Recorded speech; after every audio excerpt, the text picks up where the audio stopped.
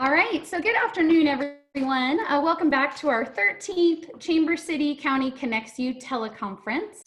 My name is Tara Doyle-Enneking. I'm the CEO and president of the Puyallup Sumner Chamber of Commerce. Our topic today is a worthwhile, timely topic. It is certainly a topic that we get the most questions on, and obviously has also been a moving target for many of us, trying to navigate our way through the ever-changing policies with the SBA's Paycheck Protection Program. So making sense of the SBA's Paycheck Protection Program and updates is our topic. With the Paycheck Protection Program Flexibility Act of 2020 passed last week by Congress, they made some improvements, and a lot of it was to ease the restrictions for businesses. We've invited a few experts to join us this week to provide updates and answer your questions. We are fortunate to have Kerrie Hurd, the District Director for the Seattle District U.S. Small Business Administration, with us today. We also have Steve Burke, the Western Regional Manager for SBDC and is an SBDC Certified Business Advisor. And we have Katy Bardizian, CPA with the Accounting Services and Accounting Services Director for the Doty Group PS. So as usual, we also have representatives from county, city of Sumner, city of Puyallup, potentially some state reps as well, and we will check in with them, and then we'll follow up with a Q&A at the end. We've kind of evolved how you can ask your questions, so hey, either feel free to raise your hand, raise it virtually with the blue hand raise. You can also email admin@puyallupsumnerchamber.com or indicate so in the chat category. So lots of options, and I hope each of the panelists will present, and then may even have a slide deck to present as well. We'll touch base with our other officials, and then we'll open it up to Q&A after. So this should be a great hour, and we certainly appreciate you tuning in today. So without further ado, I'm going to go ahead and kick it off first to Kerrie Hurd. So Kerrie with the SBA, thank you so much for being here. Take it away.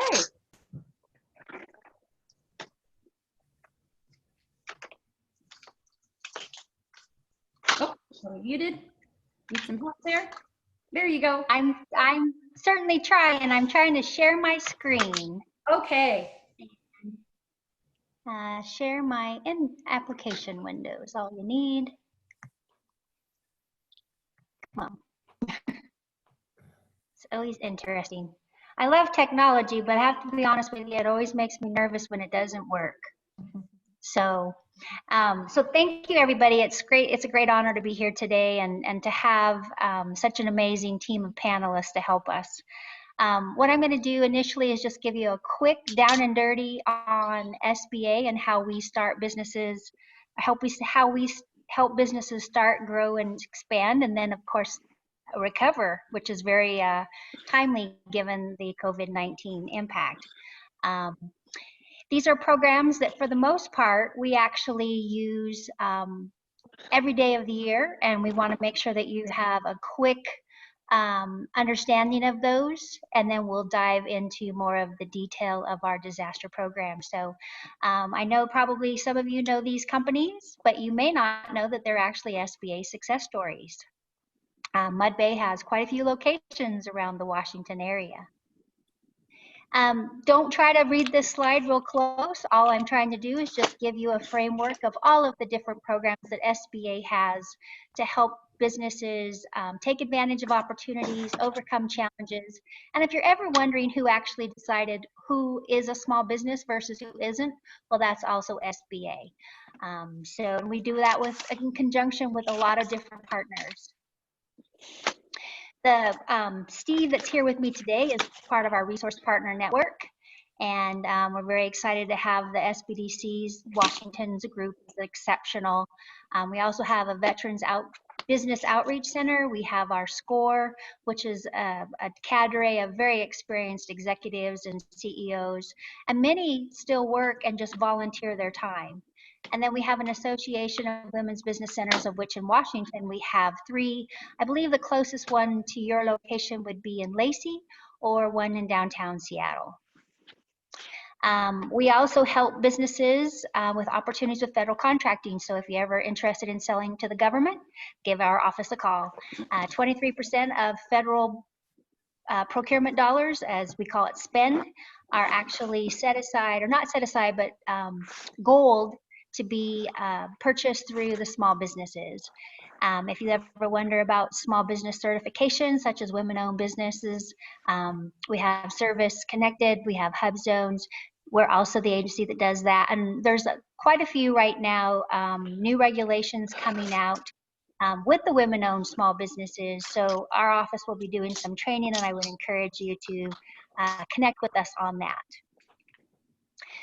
We have a small mentor protege program. So this is where a small company can actually get some business development experience from a large company, or maybe another small company that has an area of expertise that you would like to learn. And this is to help keep you from getting considered affiliates by working together on the business. And I know capital is never a topic that's never of interest to us.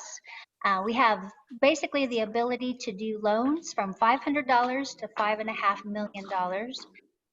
We do this through a partner network of lenders, whether they're regular banks and credit unions, or micro lenders, which are community lenders who participate with us, where they borrow from us so that they can relend to you. Some industries, it's very important for them to have surety bonds, and SBA has a program where we are like the insurance company. So you go to a normal broker to get your surety bond, and then we guarantee it. And then we also have some R&D awarded funds where the money is not necessarily SBA's, but there are other federal agencies, and we help 3% of those dollars go to small businesses. Department of Energy, NASA, DOD, a lot of the Department of Defense, a lot of those companies or those agencies rely on small businesses to come up with innovations. Lender match. So this is something that SBA did where we're intentionally trying to match up businesses with lenders. It's sba.gov lender match, and you just set up a profile, describe your needs. Basically, it connects you kind of like a dating system, only in this case, it's for money. And hopefully when you get to talk to the lenders, you'll be able to apply for a loan. If you're not matched up, hopefully you will roll over to one of our resource partners and get some assistance, and then circle back and we can get you some funding. Most of the small businesses, actually in Washington, we have a very large number who export, or whether they're in the supply chain of Boeing or one of the bigger companies, or they direct export popcorn and fortune cookies. So just want to let you know that we can also help you if you have an interest in selling outside of the United States. We have a team of experts who can help you with that, along with some other resources of other federal agencies. And then this is the program resource that we hope that you never have to use, and that's the majority of the conversation today. We do know that disasters happen. Typically, they're going to be a hurricane, flooding. In our particular area, we get droughts, we have mudslides. But in this particular case where we have COVID-19, that required legislative authority to actually allow that coronavirus to be an eligible disaster. So if you are a veteran, or not a veteran, I'm sorry, I'm a reservist, and you're either the owner is a reservist who gets called to active duty, or a key employee who gets called to active duty, you may be eligible for an economic injury disaster loan to help provide funds to buy talent that can replace that person until they're able to return from their deployment. So what are we here for today? I'm just going to give you a couple of quick overviews of other CARES Act things that are very important to small businesses. And some of these you may have already become aware of, that the pandemic unemployment assistance through Washington Employment Security Department. Typically 1099 or small business owners are not eligible, but in this particular case, you have that expanded unemployment assistance. The employee retention tax credit with the IRS helps give you a credit on those wages, and it's a direct payment, and you can apply for in advance of that. And so if you haven't gotten PPP, you may be eligible to do that for your employees if you have employees. And then if you're a current SBA borrower, up to 6 months of your payments on any existing SBA loan will be actually paid for by SBA. That's the payment, which includes the principal and interest. And if you get a new SBA loan between now and September 27th, we'll pay you 6 months worth of payments on that too. And one thing I want to draw your attention to really quickly is that the one of our flagship programs, which we affectionately call 504, and that's just the statute, it is a participation loan where you get a loan from the bank as well as one of our certified development corporations who does the debenture. The debenture part of that loan is actually at an interest rate of up to 25 years. It can be a term of 10, 20, 25, but right now those interest rates are about 2.65%, and that's for a 25-year term. So I hope you're not falling out of your chairs, because I thought it was pretty amazing when that interest rate dropped below 4%, and now that it's gone down below 3%, that is just an amazing rate for a fixed rate fully amortized loan. So there's not a balloon, it's not due in 5. So I'll just give you a couple of quick highlights on the Paycheck Protection Program. The Flexibility Act that passed last Friday really kind of identified a few key areas of improvement. And what I want to stress is that when the first act was passed, it really did focus on employment and to be able to keep those employees attached to the employers. This Flexibility Act actually transitions it more from an employment program to truly a business survival tool. Key information that you need to know is that they did not extend the term of the program. So the program will still expire June 30th unless it's extended statutorily through Congress. And if you haven't gotten one yet, and now the things that we're going to talk about today is enticing to you, then I want to make sure you know that your lender needs a little lead time to process your documents, determine your loan amount, and then process that through to SBA to get an SBA loan number. It's done some really good things. The most significant thing is that it's expanded the ability to spend on non-payroll costs. So before you had to do 75% on payroll to get full forgiveness. That has been rolled back to 60% on payroll to receive your max forgiveness. And the forgiveness is not a dimmer or a light switch where it's an on-off. It's more like a dimmer switch where it's more prorated. Initially, we only had 8 weeks from the moment of disbursement to spend the funds. That has been extended to 24 weeks, and it allows you to pick an 8-week period within those for the payroll portion. The automatic term for that portion that may not be forgiven, any loan after June 5th will be an automatic 5-year term at 1%. But if you already got a loan and that loan was before June 4th, it doesn't preclude you from getting a 5-year term. You can work with your lender and they can do a modification of your loan documents to extend that term. However, since we've reduced the percentage that had to be put onto payroll, we do expect more businesses will actually get 100% forgiveness. So the extension of the term may not even be an issue.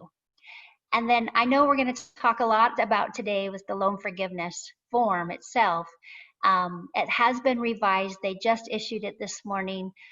So I'm hoping it's a lot simpler as far as how to calculate with these new rules. And then I'm not sure how many of you out there have applied for the economic injury disaster loan, but if you have and you haven't received it, please know it is still coming. For the first couple months, several weeks, we were busy funding advances. And just in the last 3 or 4 weeks, we've really turned it on to approve the loans.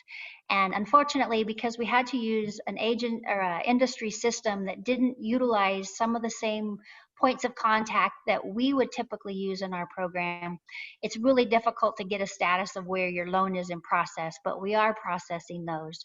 And we also have the ability to help if for some reason, we need to get a good status, or if there's an issue, we're now being able to reach out and try to help you. So don't hesitate to call our office. But the most important thing is that you do call the Disaster Loan Service Center. I'm going to turn this over to Steve and let him talk a little bit about how the Small Business Development Center can help in the business recovery piece of your business, that's aside from what we do on the lending side. Thanks, Kerrie. As a little bit of an introduction, for those of you that aren't familiar, the Small Business Development Centers was created by Congress 40 years ago in the original Small Business Act. We exist in all of the states and most of the territories. In the state of Washington, we have 31 advisors located in 25 different locations. One of those, by the way, is on Pioneer Street in Puyallup by the name of John Rodenberg, one of our most senior advisors. Hopefully many of you know him or have engaged with him. Really pretty and amazing man. Actually, my original mentor when I started with the SBDC over 10 years ago. I really have enjoyed my time working with him, and I hope you have too.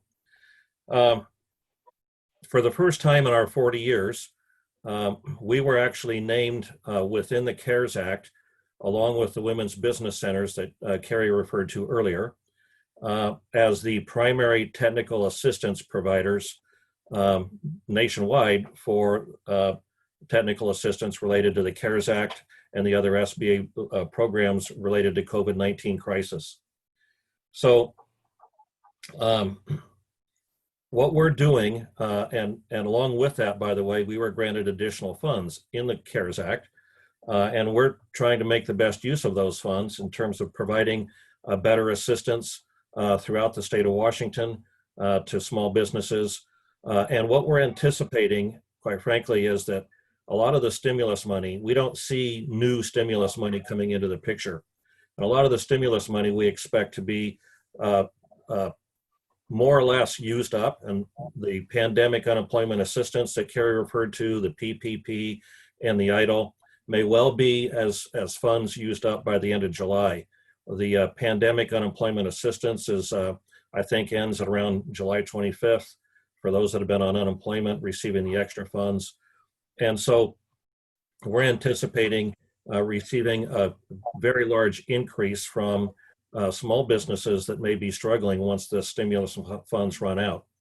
That's a thing that we're facing. And to address that, we have created something that we're referring to as the Center for Business Resilience. With this, we've engaged 6 additional full-time staff that we're referring to as program specialists, who are going to operate our, for another acronym for all of you, our CBR, as well as engaging interns from our market intelligence team. For years now, we've been able to provide market intelligence to our small business clients. And so we're going to engage that group a little bit further in assisting us with this Center for Business Resilience. The first is a modified and statewide client intake system, so that we can get people turned around quickly to the most appropriate advisor in their area. We now have a new email address. You see it at the bottom of the screen here, washington@wsbdc.org is now functional. By Friday, we're actually going to have an 800 number that's functional, which is 833-4-WASBDC. I can actually type that in later in the chat if you want, but we're going to have that as an intake system as well, so that both of those feed directly into a staff that populates our intake system for the Center for Business Resilience and turns business owners directly around to the most appropriate advisor. The second element is a set of webinars. And for those of you that are interested, as Kerrie mentioned, the interim final rule on the PPP Flexibility Act was released this morning. The one thing that we don't yet have is the actual revised application form for that, but we expect to see that it's coming. Oh, thank you. Somebody put that in. Thank you, Lori.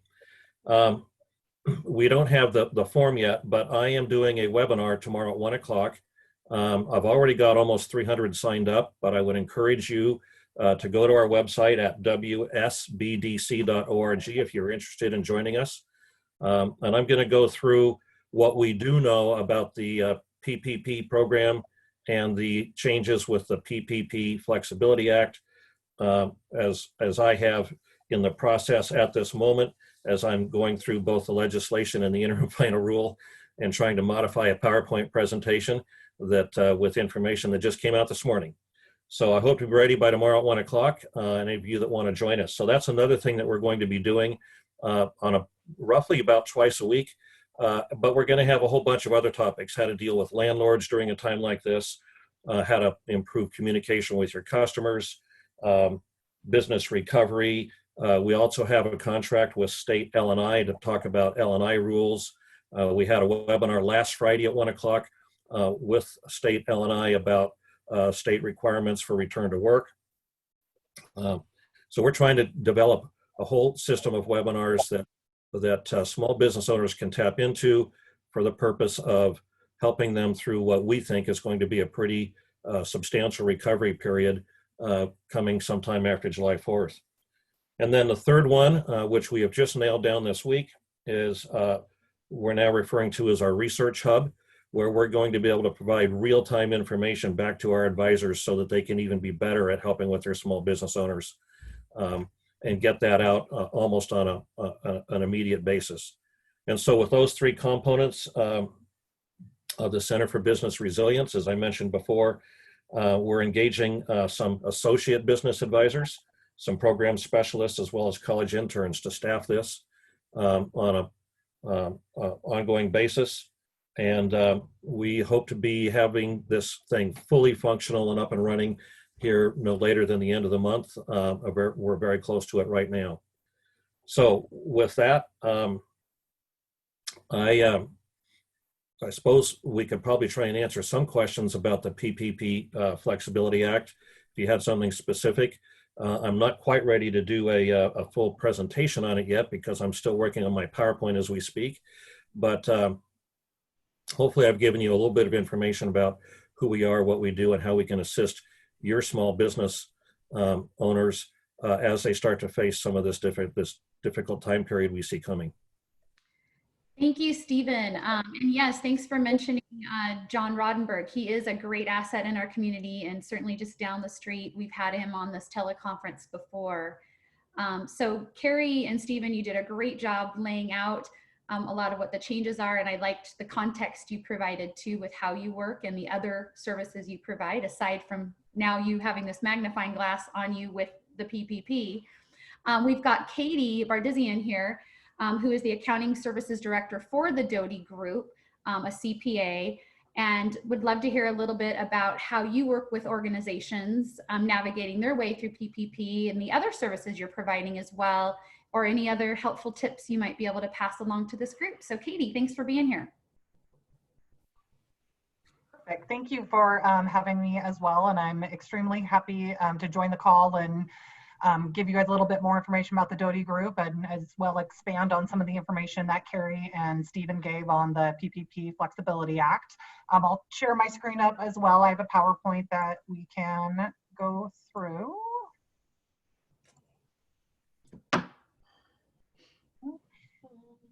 Is that coming up on your side? Yep. Good? Okay, perfect. So maybe before we get into that portion of it, so the Doty Group, we're a full scope accounting firm here in downtown Tacoma. We have about 32, 33 people on staff. Sometimes that'll obviously flip up during the times of the year where, you know, we're in the middle of tax season and we need some extra hands on deck. But yeah, you know, for a local firm, we're a rather large size, which is great.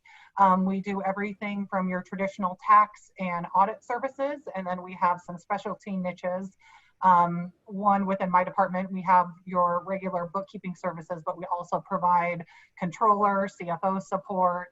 So especially for those smaller businesses that, may not need to hire on somebody full-time in those, larger roles that cost a lot of money, we can provide some of that support that a controller or CFO might do on a scaled back level, which is a great for growing businesses, and then help advise when it's time for those businesses to make the next step and realize that they need to bring somebody on staff. And then as well, we have a litigation valuation department that will help with, valuations on the business side when they're getting ready to sell or prep for sell, or if you're having a dissolution and you need to value the business and work through it. So that's definitely another area where we, differentiate ourselves in the market. And really, we just want to make sure that we're out there and we're providing value to clients. We're not, in just to crunch numbers and hand a tax return back, but we want to, take it to the next level and really be able to help businesses make good, sound decisions. So as a part of that, with the COVID pandemic and crisis and everything going on, we've had all sorts of help that we've needed to provide on the PPP side of things. We have helped businesses on the front end of it, going through the application process, as you can imagine, pulling payroll records, pulling different things. Those are things, especially in my team, as we work with businesses hand in hand, doing their actual accounting, that we have all of those records at our fingertips. So we work through a process to be able to, streamline that before there were calculators available and things like that, and try to get it as prepped and ready. So we had really great success with our clients getting those funds and not having to have a lot of questions come back and forth. And now we're starting to move on the other end of it, where we're getting closer to the forgiveness side and starting to prep and pull reports and look at FTE counts and all of those things. So make sure clients are understanding how the PPP works so they can get that max forgiveness, and understanding what's happening with their FTEs and what do they need to keep track of over time. So those are all very important things. So today, we'll probably go through this relatively quickly, since there are a couple topics that Kerrie already touched on earlier with the PPP Flexibility Act. Let me make sure my screen, there we go. So as you guys know, it was enacted on June 5th. We are waiting for those, the rules and guidance and forms. We're checking back every day, just like Stephen was talking about. We're waiting to get our hands on everything so we can understand what that means and make sure that we're pulling all the right documentation and providing our clients the right advice. So we're definitely looking forward to seeing that documentation come out. The FAQs that have been coming out along the way have been extremely helpful. So I always advise, keeping all those links to everything updated and going back to them frequently, just to make sure that you're getting the most up-to-date guidance every step of the way. June 30th, like they said, remains the last date on which the loan can be approved. These next two things are, once again, similar things to what we said before. I don't know that we need to go over this too much, expanding from the 8 to 24 weeks. Really giving that flexibility to be able to extend that payroll over those 24-week period and get those costs covered is a really great thing. And then as well, really defining with that 24-week period that the covered period, you're going to have that 24 weeks, but it's not going to extend past December 31st, considering no loans will be approved after June 30th. So just keep that in mind, that this is a program that will be applicable to this year. The 75% payroll going down to 60%. That is a huge thing, just allowing businesses that flexibility to be able to cover some of those other really large payments around rent. If you have interest that you're paying on mortgage loans, utility costs, other things that you're trying to cover there. So it's great that now people have a little bit more flexibility to be able to split those funds between payroll and other operating costs. As well, I think when this initially came out, we did think it was going to be that cliff, but there was that clarification on June 8th that it's not, and that it will be that sliding scale, as Kerrie discussed before. So that's really great. The next piece of it, with the FTE reduction, before the safe harbor, where if you weren't able to meet based on whatever comparison your period you're using for your FTEs. And if you're underneath that for the time period that you're using those loans, once again, the forgiveness could be rolled back a little bit. So as of right now, the first round, it was June 30th is where you were looking for your safe harbor and getting your employee counts back up to. And that has now been extended out to December 31st to have a little bit longer leeway to get that head count restored. Some things that are still unclear that we're hoping will get clarified is if you met that safe harbor prior to December 31st, whether that will play into this and how that factors around. So once again, we'll just kind of have to wait and see what other additional guidance comes out as we work through that. They also identified some new exceptions for the FTE reduction. With the last round of changes that came out, there were some things that they clarified where if you had somebody that you fired for cause, or if somebody left on their own, that was not going to hurt you in the FTE reduction. So these new ones are in addition to those exemptions that were out there before. So if you were not able to rehire those individuals that you had on February 15th, just because they're gone, they've got another job, they're somewhere else, you're not going to be penalized for that. Also, for the same vein, if you're looking to hire a similarly qualified individual and they're just not out there, they clarified as well that you will not be penalized for that in your FTE calc. And then the last piece of it is that if you're not able to return to the same level of business as or before February 15th due to compliance requirements, other things with COVID-19 as well, though that will not fall into that FTE calculation. So once again, some things that are making it easier for business owners, hopefully, to get max forgiveness. As with everything, you need to document this.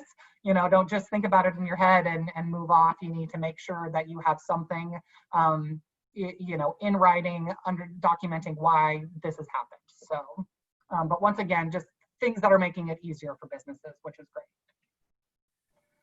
As Kerrie discussed, it will also be the 5-year period now for the new loans, but you do have an option to work with your lender if you have a loan before June 5th to see if you can get it extended to that 5-year period.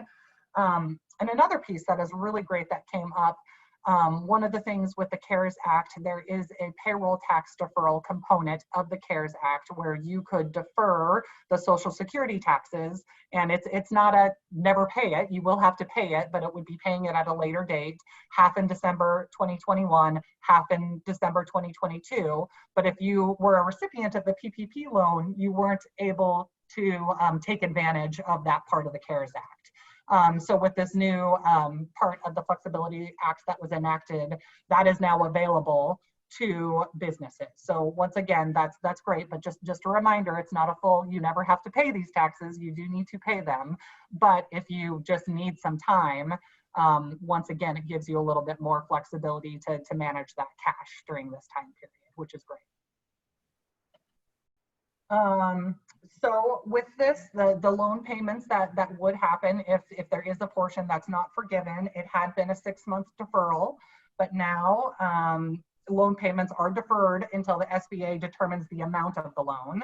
However, if the borrower does not apply for the loan, or I'm sorry, does not apply for forgiveness within 10 months, it will be required on that day after the 10-month period. So it's giving you a little bit more flexibility in time, but it'll be interesting to see when all these forgiveness applications really start rolling through. We're expecting that it's probably going to hit us right as we're in the middle of our busy season, which will be interesting. We'll probably have to plan and help for that, especially if people are deciding to take advantage of the 24-week period rather than the 8-week period.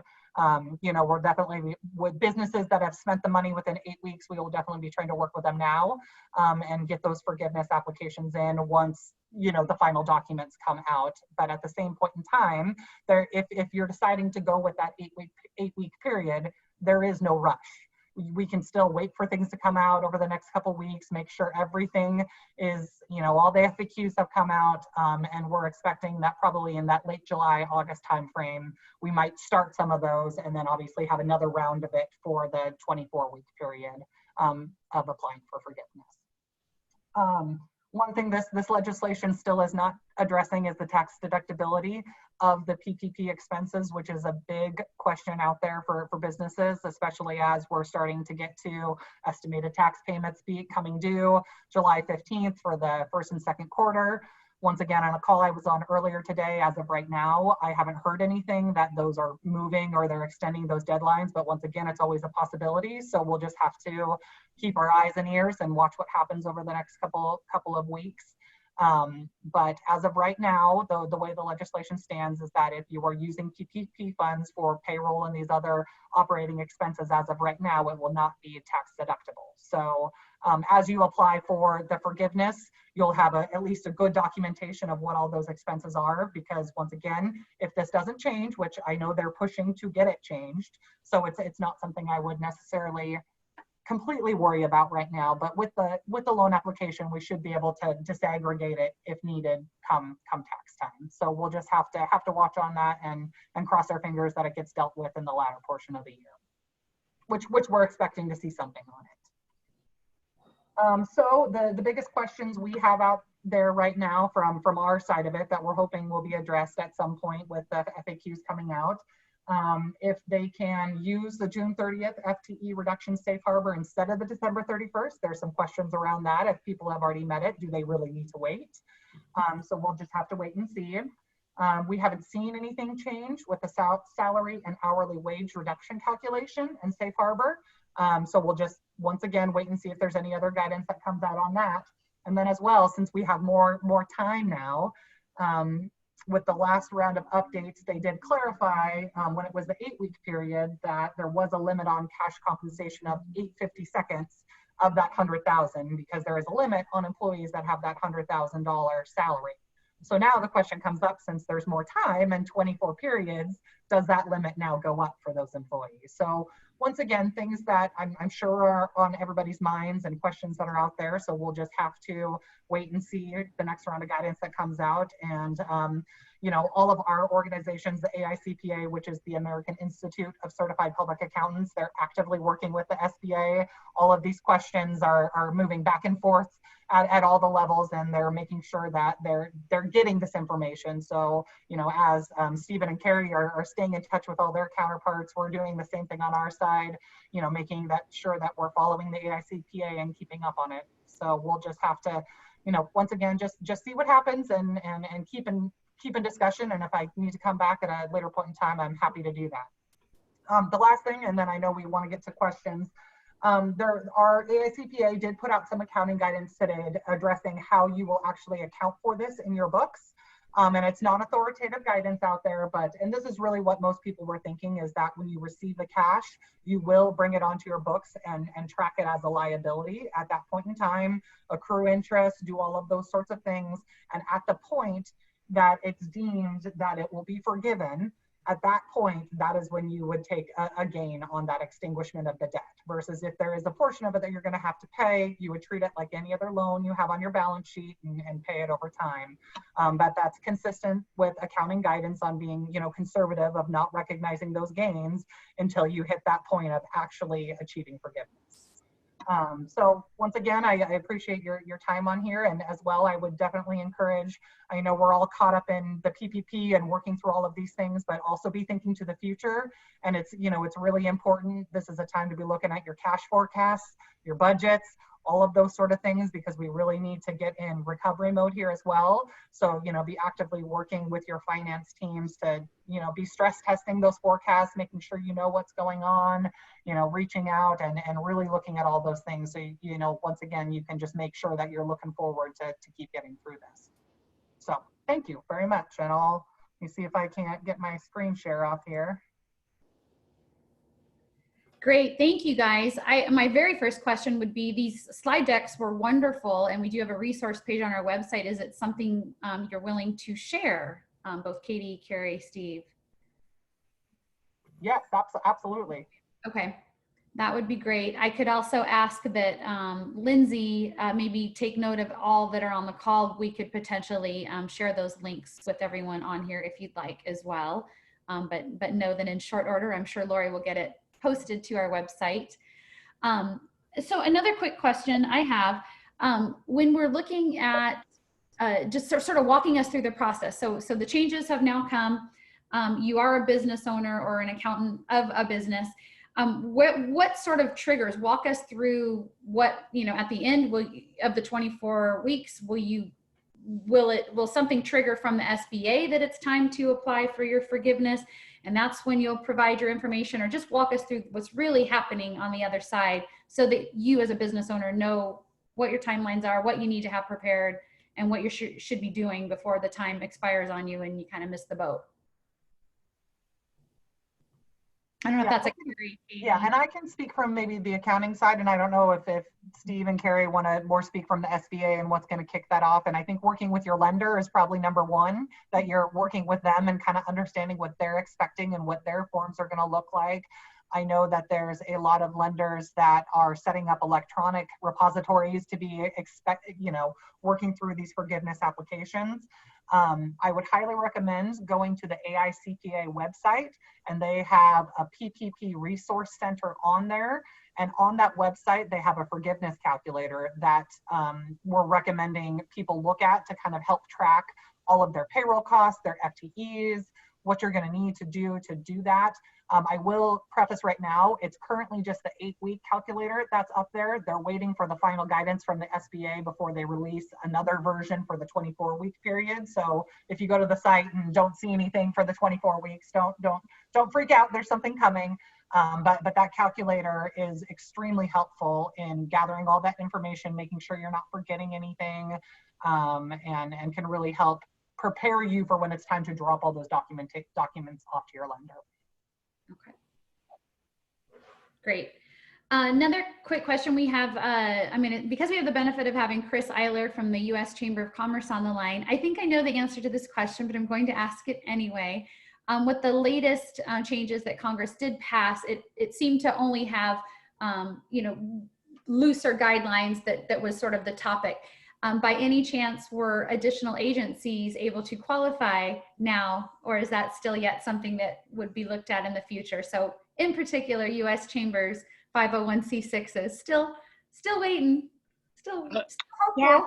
No, the bill that passed last week and that was signed into law did not expand the PPP to 501c6 or any other 501c other than 501c3s and 501c19s. That is something that the U.S. Chamber is still working to get added to the PPP program. The bill, Congress's appetite in taking up the PPP Flexibility Act was to make changes to the current program, not expand it. We were disappointed that they didn't expand it, but we will keep working on that and hopefully get that addressed in the Phase 4 bill. I figured so, but there could have been others wondering as well, so thank you. So before we move to some updates from others, while this is a fresh topic, I know that Lori has received a few questions. If she wants to direct those questions, and certainly if anyone here listening has a question, please take advantage. They're here right now. Ask your questions. Thank you, Tara, and thank you, panelists. There are 2 questions that have come in. I'm going to read them, and whichever panelist wants to grab and go, it works for me. So can you expand on the 8-week versus 24-week? I think this is regarding the covered period. Do businesses still need to spend the money over an 8-week period during the 24-week deadline, or do they actually have 24 weeks to spend the money? Steve, have you gotten that far through the interim rule? I have. They do have the 24 weeks to spend the money. As the guidance that I have received in my reading that came out just this morning, I believe that people are going to be able to, if they choose, and I think Katie, you sort of mentioned or alluded to this in your PowerPoint, that they can choose to use the existing 8-week if that's what they want to do, and they feel that they can qualify for full loan forgiveness, or they can utilize the 24 weeks to spend that money. The loan amounts aren't going to change. People can't go back and apply for more money. So it's about how long the amount of money you actually have is going to last for what you want to use it for. It does give you greater flexibility. One of the other things that is clear in this new document, and Katie, you sort of had this on your PowerPoint, is that the FTE requirement in that safe harbor has been the flexibility has been greatly increased. And essentially now, and my hunch is that maybe the new loan document might actually have fewer pages. We'll see, the loan forgiveness application. But all a business has to do is prove that they can't return to their normal business activity, and then the safe harbor itself is established primarily on the 60% payroll. The FTE calculation has, for the most part, been suspended. So I think that's a good thing for people, but it's one of those things that we're still waiting to see what the actual loan forgiveness application text itself reads. Okay, thank you. That looks like you just answered one of the questions that came through. Someone was looking for the revised forgiveness application. So we're still waiting on that, apparently. Yeah, I think I misspoke. What I was saying was that when I said the interim final rule, I think I said the form came out, but it was the interim final rule came out. So I've got the interim final rule. I take these things, print them every time, cover them with my yellow marker, right? My yellow highlighter, so that I can do a cross-reference. I'm going to have all of that put together for my webinar tomorrow at 1 o'clock I was referring to. Good. Thank you so much. And then there's another question here. How are any costs incurred before the loan is received but paid out after the loan is received treated? And how are the costs incurred during the 8 to 24 week period but paid after the 8 to 24 week period treated? So those are defined in the covered period. And so an allowance in the covered period allows you to incur costs prior to the 24 weeks and pay them during the 24 weeks, or incur them in the 24 weeks and pay them just after the 24 weeks. And that's all part of the definition of the covered period. One of the other things that the new guidance this morning points out, though, is that the covered period also defines 3 specific elements that specifically, and that haven't changed in the new guidance, is what I'm trying to say. And that is what the funds can be used for, the extent of the actual loan forgiveness, and the fact that an application is going to be required to, attest along with the certifications and representations, so that you know that you are. The other thing is that the original eligibility is determined in the loan forgiveness request, as opposed to at the time the lender gave it to you. And that's one of the things that we've encountered with a lot of our clients, is people who receive the PPP, but the eligibility for all of the money may not have been correct on the front end. I'm glad to hear that Katy's organization there in Puyallup has been working with people to get that correct on the front end, because a lot of the banks were really anxious to get the money out. And we had several clients, for instance, who included 1099 contractors in the loan request amount, or the number of employees that they identified. And so those, for instance, are not allowed, and those kind of funds are going to have to be returned right away. So there's a lot of variance in all of this, but we're really pleased with the flexibility that's been added. So, Katy, do you want to add anything to that? Yeah, no, I think your definition of the incurred and paid was, I think, what I was going to go after, the same thing there. And I think the only thing that I would add is that on the back end of it, remembering that if you are choosing to include it as an incurred cost that's not paid at the end of the covered period with payroll, it does have to be paid before the next payroll, is the way that it's defined. So it still has to be paid. You can't just put it on there and walk away.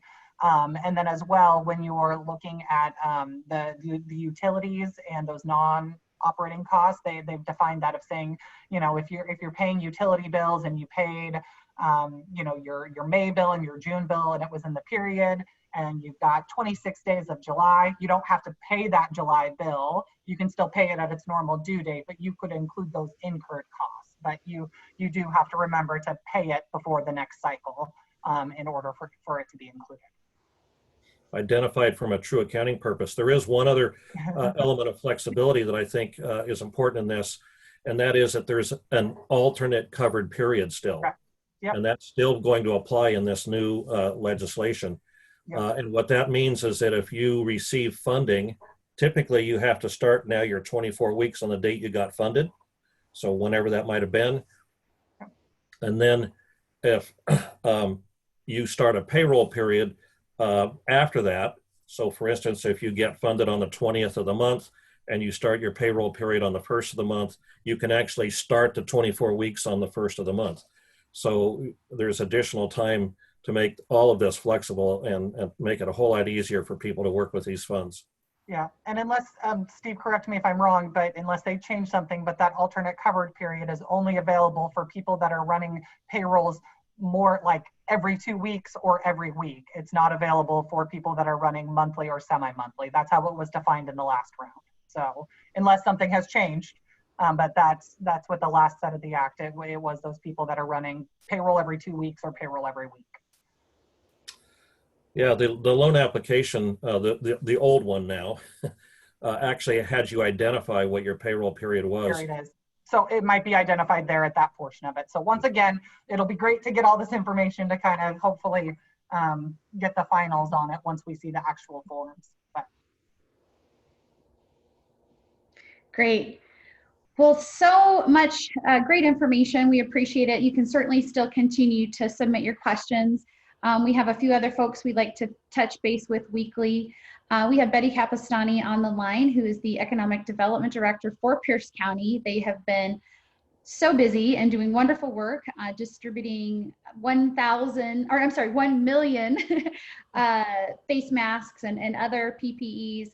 They've been busy writing loans and figuring out how best to put the money they received through CARES Act back into economic stimulus in our area. So Betty, thanks for being here. We're anxious to hear a latest update from you. Sure. Actually, we distributed almost 2 million masks. So we've had actually, I think we're now up to about 5,200 companies. 1,200 of those have been new ads this last week. So we have a lot of catch up to get some of those out to different places, and we are working on that strategy. So the good news is everyone that came through, and thank you, because Meredith, you did the Puyallup location. Tara, you had your staff there. Everyone was so thankful. It really was very, very heartwarming. We had 9 different locations throughout the county that we were in, and it just makes you know you're doing the right thing. And I guess we're one of the first in the country to be able to do that. So good on Pierce County for being out there. Yay! We have done our business loans, and actually council is looking at this next week's the policy that would be able to convert those to grants. So they're going through that process. That will be decided next week. And then they also this week just launched, I'm going to probably say it all wrong, but it's an adaptable COVID COVID grant. So businesses can, it's a reimbursable program. They would have to show what they've done in their business to be COVID compliant. And put together their expense reports and their itemized receipts, and will match at 50% up to $8,000 for businesses, and those in the adult family home, in the hospital arena, that goes up to a $10,000 limit. So there's a lot of cool things that we're just trying to make sure we're able to get our businesses up and going and having them be compliant in the process. And we want all revenue coming back into our coffers. Excellent. Well, kudos. It's exciting work, and definitely a pep in the steps of many of our business owners this last week. We're feeling that shift of hope and moving on and reopening, and oh my goodness, it feels so good. So thanks for the role you're playing in all of that with Pierce County. So thanks. Next, let's hear from Ryan Windish from the city of Sumner. Do you have any updates for us? Thank you, Tara. I can tell you that some of our businesses took advantage of the PPEs that the county distributed. So that's been, you're right, a nice addition for them. We continue to pursue our Open in Sumner campaign. The latest thing we've been talking about is how to get additional outdoor seating for our restaurants. As you know, they can open in phase 2, but with 50% capacity. So we're looking at options for that. We are also partnering with the Old Cannery Furniture Warehouse in doing a Facebook ad that not just promotes the old cannery, but also promotes all of Main Street and our businesses. So we're excited about that. We're going to try to get those rolling out the end of next week. We also started a webinar series for business to get more familiar and more savvy with how to do Facebook ads and understand how Google works and a whole bunch of things that are over my head, but are really beneficial if you're thinking about being more active online and promoting your business online and for long-term resiliency. So we also, I can't remember how much money, but some of the CARES Act money from Sumner is going to our Sumner Family Center to help with those social needs supports. So we're doing those things. Just continue to have some great ideas coming out of this coalition that we've put together, and just continue to roll stuff out. Onward and upward. Wonderful. Thanks, Ryan. And your counterpart over in the lovely city of Puyallup, Meredith and Neil, also very, very busy helping reopen businesses in Puyallup. Yeah, thanks, Tara. Well, let's see. So one of the exciting things that we're working on right now, the council approved and gave us direction to build out a pilot program for outdoor dining and retail. And so I've been in plenty of meetings this week where we are in the process of building that program out. A few of them are going to be pretty simple ones. And so we're taking some existing permits that we have, like our temporary stand permit, and adjusting that a little bit. We've decided that we're not going to be charging any fees for this pilot program. So that'll include the right-of-way permits for it. And in some cases, building permits in the case of parklets. So that's very exciting, and you should be seeing some stuff that we're rolling out on that in the next week or two, where businesses can start applying for those. It'll probably be a phased rollout. The parklets and closing of downtown streets are taking a little bit more coordination with the police department and with public works and engineering, just to make sure that it's done in a way that's safe and supportive of our community. But we're super excited about it. Everybody's really interested in seeing how this looks, and so we can't wait to get it off the ground. The other thing that we're working on right now was another thing that passed at the most recent council meeting, which is a Masking for Prosperity campaign that we're working on. Just sent off to the printer posters and some window decals that are going to be printed and are available. I put in an order for 100 for the chamber to hand out, and we can certainly print more. And then the Main Street Association is also going to be getting 100, and I have 50 coming to the city. And that's going to be for businesses. The window decal is going to be encouraging customers to wear a mask so that we can all stay open to keep our numbers down, just as I think Mayor Bill Pugh said last week. You know, I think we're really lucky in that we've been able to move to phase 2 and start to see things reopen, and we want to make sure that it stays that way. So encouraging people to be a partner in that. And then the poster talks about all the things that businesses are doing to help support making it a safe and secure shopping environment, and to keep people out and about on the streets, but in a safe way. So you'll be seeing those next week, and then I'll pass it over to Councilmember Jacobson if she has anything to add. No, thanks, Meredith. I'm super excited also about the parklets and the opening up the space for people to have more seating outside so they can get their businesses back rolling. We are going to be finally headed into where we can talk about something else besides COVID in our meetings with the phase 2. So I imagine our workload will be pretty high, and we're going to be doing the 2-year budgeting starting this summer. So we're going to have a busy summer on the council. So thank you, Meredith and Tara. And I have one quick thing to add, which is that I just shared a link. One of the things that we did, we had been getting a lot of questions about how to calculate occupancy for retail establishments, since they're supposed to have reduced occupancy in phase 2. So we put together a sheet that I know that we shared with the chamber as well, but it's linked on our Choose Puyallup website. So a lot of great resources there if you go to choosepuyallup.com and click on the reopening resources. Excellent. One step ahead of the game. I love it. I love our cities. So I saw, let's see, I think we've heard from all of our other officials. The panelists, that was fantastic. I am so hopeful we can get our hands on that slide deck, and we do look forward. We do push this video recording out through our Chamber Chatter newsletter, so others that couldn't tune in today do definitely go back and listen. So thank you for the information. It was so nice to meet all of you. Appreciate you all being here. Next week, we're excited to now have the state of the city, and this time it's the city of Puyallup. We had a great panel of Sumner last year. It was a lot of fun. And again, we're kind of just moving in this positive direction. So really excited to hear from the different agencies, the city, businesses, officials, et cetera. So look forward to seeing you all next Thursday at 3. Thanks so much. Thank you for having me. Thanks, Katie, Kerrie, Steve. Appreciate Thanks, it. Tara. Bye, Ryan. Thanks, guys.